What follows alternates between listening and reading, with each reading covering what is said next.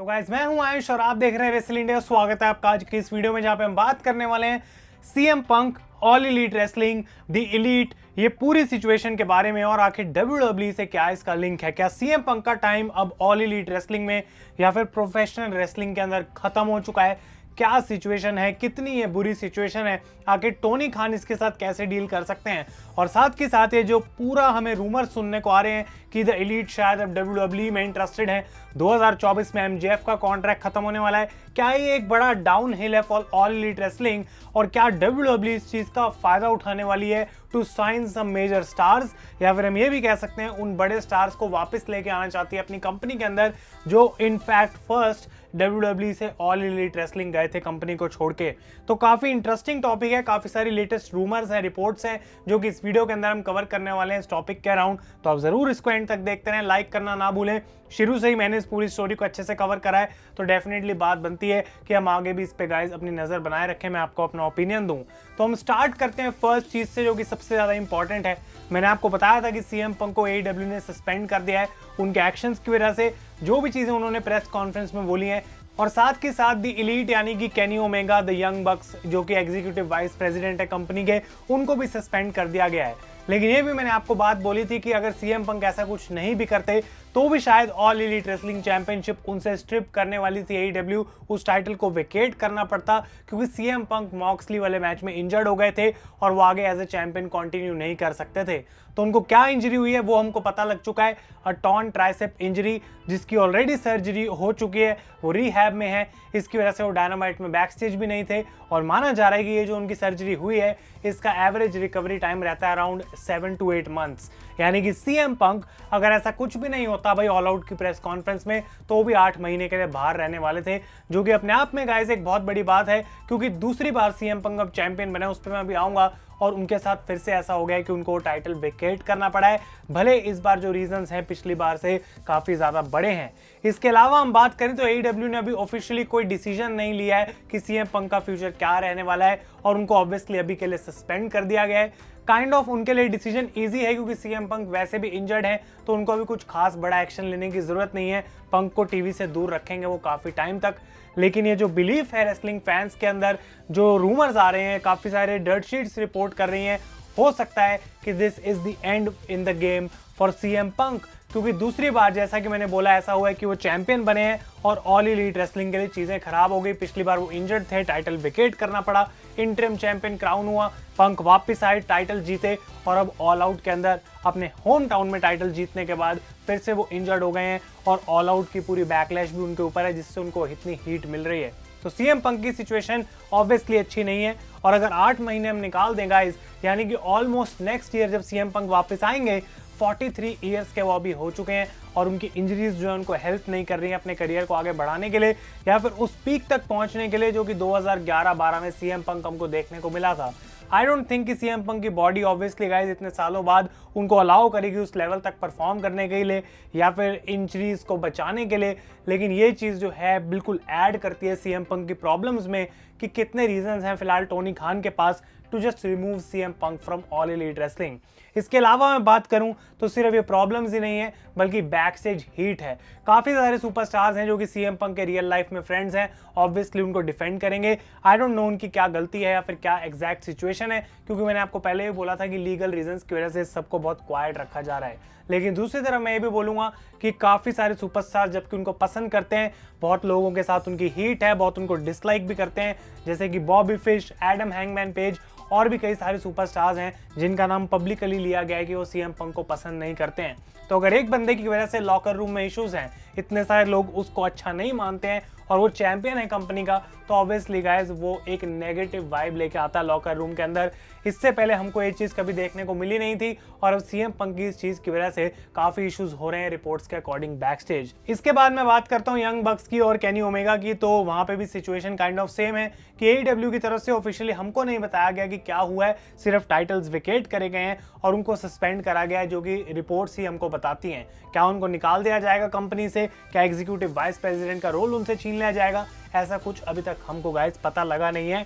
लेकिन इसके बाद जो रूमर्स आने लग गए वो काफी इंटरेस्टिंग थे, कि यंग बक्स ने ऑलरेडी अपने फीलर्स यानी कि अपने जो पिजन्स हैं, कम्युनिकेशन के एंगल्स हैं, वो WWE की तरफ भेजने शुरू कर दिए हैं कि हम तुम्हारी कंपनी में जो है वो आना पसंद करेंगे, WWE में इंटरेस्टेड हैं हम ज्वाइन होने के लिए। क्या ये सच है, क्या ये फेक न्यूज़ है, आई डोंट नो गाइज। लेकिन अगर इस मोमेंट पे ऐसी न्यूज़ आती है तो दो रीजंस हो सकते हैं। पहला कि कोई इसको as a fake news spread कर रहा है ताकि उनके क्लिक्स बढ़ें, लोग उसको पढ़ें और आगे बात को फैलाएं। और एक्चुअली ये सच भी हो सकता है कि यंग बक्स अपनी एग्जीक्यूटिव वाइस प्रेसिडेंट पोजीशन को छोड़ने के लिए रेडी हैं, क्योंकि एट व्हाट क्रेडिट उनको उस पोजीशन पे काम करने को मौका मिल रहा है जब वो खुद सस्पेंड होकर बैठे हुए हैं। तो क्या वो अपना करियर दांव पे लगाएंगे सिर्फ इसलिए कि वो ईवीपी बन पाए? मे बी उनका भी यहाँ पे प्लान चेंज हो सकता है। इसके अलावा एक बड़ी इंडिकेशन जो कि हमको मिली AEW रोस्टर के one of the top superstars MJF की तरफ से, स्मैकडाउन पे जब सेगमेंट चल रही थी ब्लड लाइन की, वी द वंस वाली इमोजी ट्वीट करी MJF ने कि मैं एक्नॉलेज करता हूं द ब्लड लाइन को। और वो एग्जैक्टली उस टाइम पे थी, तो कोई कोइंसिडेंस नहीं था। MJF बैठ के ऑब्वियसली स्मैकडाउन देख रहे थे। तो MJF की स्टोरी लाइन और रियलिटी काफी गाइस एक दूसरे के साथ मिक्स होती है। हम जानते हैं इस पॉइंट पे कि MJF वांट्स टू लीव इन 2024। वो चाहते हैं कि एक बिडिंग वॉर हो उनके कॉन्ट्रैक्ट के लिए, और जो कंपनी सबसे बेस्ट ऑफर देगी उसके साथ MJF जाएंगे। उनके थॉट्स क्लियर हैं और वो बार बार ऐसी चीजें कर रहे हैं कि WWE ज्यादा से ज्यादा इंटरेस्ट दिखाए इन मैक्सवेल जेकब फ्रीडमैन। इसके अलावा एक और इंपॉर्टेंट चीज है, काफी सारे पॉइंट्स हैं गाइस जिन पे आपको ध्यान देना पड़ेगा इस पूरी सिचुएशन के लिए, क्योंकि AEW गाइस जब बनी भी नहीं थी, मैं बात कर रहा हूँ उस टाइम की जब कोई यहाँ पे ऑल एलीट रेसलिंग नाम की कंपनी नहीं थी, लेकिन बिहाइंड द सीन्स से सारे लोग काम कर रहे थे टोनी खान के साथ to create All Elite Wrestling. उससे पहले Kenny Omega and the Elite को ट्रिपल एच की तरफ से ऑफर दिया गया था टू ज्वाइन WWE।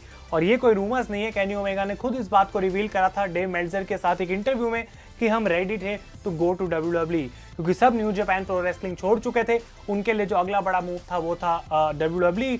उनको बड़ी चीजें प्रॉमिस करी जा रही थी, रेसलमेनिया में मैचेस दिए जा रहे थे, तो व्हाई नॉट वो वहां पे क्यों नहीं जाते। लेकिन उनको जब विजन मिला अपनी खुद की कंपनी क्रिएट करने का, एग्जीक्यूटिव वाइस प्रेसिडेंट बनने का, तब उनका मूड वहां पे चेंज हुआ।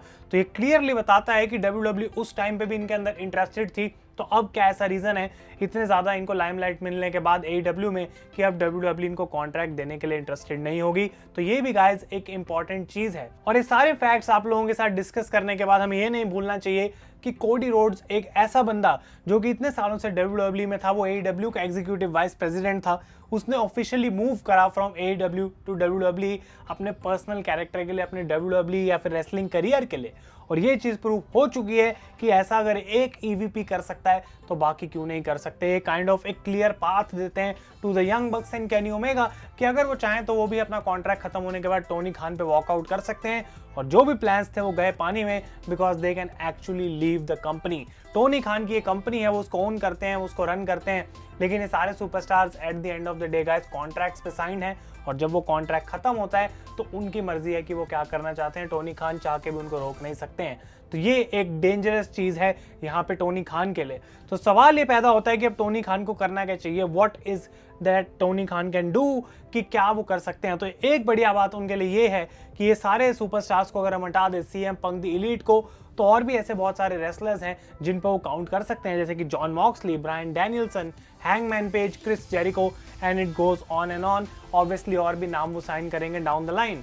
लेकिन क्या ये स्टार्स जब देखेंगे कि एक्चुअली AEW का जो स्टॉक है वो गिर रहा है, क्या वो वहाँ पे रहना चाहेंगे? क्या टोनी खान की जो नई टीवी डील है it is good enough to sign more superstars, इस कंपनी को ऊपर ले जाने के लिए? वो एक बड़ा क्वेश्चन मार्क है, क्योंकि अभी तक वो टीवी डील हमको पता नहीं है कि 2024 में क्या रहने वाली है। अगर बड़े स्टार्स कंपनी से जाएंगे तो क्या वो एक्चुअली में उनको एक बड़ी डील दे पाएगा, एक टीवी डील जो कि इस कंपनी को आगे पुश कर सकती है to actually compete on bigger level with WWE। तो ये प्रॉब्लम्स हैं कुछ टोनी खान के लिए, लेकिन अभी कोई कहानी खत्म नहीं हुई है। ऐसा नहीं है कि AEW बस गई, इस पूरी सिचुएशन को सॉल्व भी करा जा सकता है। एंड डेफिनेटली आई नो कि टोनी खान उस पर काम कर रहे हैं बिहाइंड द सीन्स, कुछ लीक भले नहीं हो रहा है, लेकिन उनकी प्रायोरिटी है कि ये सारी चीज़ें वो सही कर पाएँ।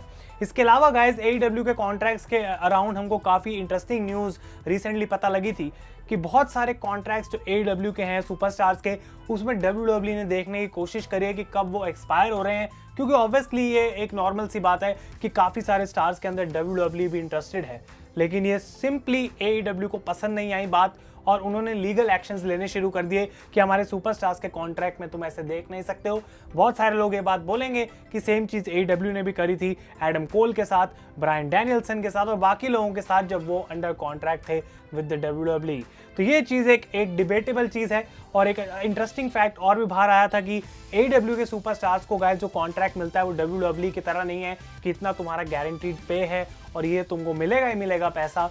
इस कंपनी के अंदर जो कॉन्ट्रैक्ट दिए जाते हैं उसके अलग अलग लेवल्स हैं और कुछ ऐसे सुपरस्टार्स हैं जिनको पर अपीयरेंस भी पैसा मिलता है कि जितना तुम टीवी पे आओगे उस हिसाब से तुम्हें पैसे दिए जाएंगे। इसकी वजह से जो कुछ छोटे स्टार्स हैं जिनको उतना अपीयर होने का टीवी पे टाइम नहीं मिलता है, जैसे कि एलन एंजल्स जो कि डार्क ऑर्डर के मेंबर थे, वो छोड़ के चले गए AEW को क्योंकि मे बी उनको कोई पैसा नहीं मिल रहा था, उनकी अपीयरेंसेस इतनी कम थी और उनको पर appearance contract all Elite wrestling offer कर रही थी। तो आई डोंट नो कि ये जो कॉन्ट्रैक्ट्स एक्सपायर हो रहे हैं इसके बाद टोनी खान की थिंकिंग क्या है कि किस तरीके से मुझे कितना पैसा खर्चना है सुपरस्टार्स पे, क्या सारे बड़े स्टार्स को लेके मैं एक अच्छी कंपनी बना सकता हूँ। I don't know what Tony Khan is thinking guys. लेकिन जो फाइनल पॉइंट है इस वीडियो का वो ये है कि क्या WWE इस चीज़ पे कैपिटलाइज करेगी, क्या उनको ये लगता है कि हम फायदा उठा सकते हैं इस चीज़ का। एंड आई थिंक क्योंकि अब विंस मैकमैन नहीं बल्कि ट्रिपल एच इन चार्ज हैं, उनको पता है कि एक से एक बड़ा सुपरस्टार है इस रोस्टर के अंदर जिनका वो फायदा उठा सकते हैं। आई डोंट थिंक कि पूरे रोस्टर को AEW के ट्रिपल एच अपनी कंपनी में लाना चाहेंगे, लेकिन एडम कोल जैसे स्टार्स जो कि ट्रिपल एच ने बनाए हैं बेसिकली WWE में, डेफिनेटली उनको वापस देखना चाहेंगे। Maybe Bryan Danielson and Kenny Omega, तो ये बड़े स्टार जो कि AEW के साथ अभी अच्छे नोट पे नहीं है, आई थिंक कि WWE उसके अंदर इंटरेस्टेड है। और अगर उनको ये सिचुएशन दिखती है और अभी ये सिचुएशन वर्स होती है तो एक अच्छा पॉइंट है WWE के लिए कि वो इन सुपरस्टार्स के कानों में बात डाल दें कि हम तुमको साइन कर लेंगे, तुम बस अपना कॉन्ट्रैक्ट खत्म होने का वेट करो। तो गाइस ये काफ़ी इंटरेस्टिंग सिचुएशन बन गई है और अब CM पंक का जो फ्यूचर है वो धीरे धीरे डिम होता चला जा रहा है। आई डोंट थिंक कि अगर CM पंक कभी वापस नहीं आते हैं AEW में तो WWE में जाएंगे, उसकी पॉसिबिलिटी बिल्कुल ऑलमोस्ट जीरो है क्योंकि उनकी ये जो पब्लिक इमेज है इस टाइम पे बहुत ख़राब है, जबकि उनको पता नहीं है कि एक्चुअली में सच क्या है। तो आई डोंट नो क्या होगा, लेकिन CM punk is out for 8 months, may be उससे ज़्यादा। उनको सस्पेंड कर दिया गया है। यंग बक्स केनी ओमेगा के स्टेटस के बारे में हमको कुछ पता नहीं है, लेकिन AEW के लिए this is a huge problem और इसको कैसे टोनी खान सॉल्व करेंगे वो देखना इंटरेस्टिंग रहेगा। इस पूरे ओपिनियन जो मैंने आपको दिया, सारी रिपोर्ट्स मैंने आपके साथ शेयर करी हैं, इस पे आप अपना कमेंट्स बताएं भाई, मुझे अपने थॉट्स बताएं आप नीचे, क्योंकि वो मैं जानना चाहूँगा डेफिनेटली। अगर ये वीडियो आपको पसंद आए इसे लाइक करें गाइस। तब तक के लिए thank you so much for watching. मैं हूँ आयुष और आप देख रहे हैं रेसल इंडिया।